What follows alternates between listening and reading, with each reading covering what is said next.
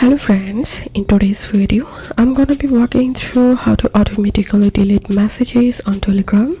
But before getting started this video, make sure to subscribe. How to do it? So open your Telegram app and open this pencil icon and find the contact. You want to set automatically delete message option, and after opening the chat, tap on the chat or username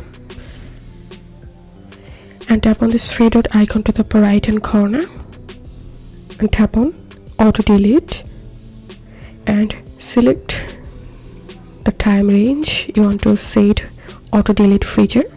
Also you can select here custom, so I'm going to selecting here 1 day, and new message in this chat will be automatically deleted after 1 day. So that's how we can do it. And to turn off the feature, tap on this three dot, tap on auto delete and tap on disable.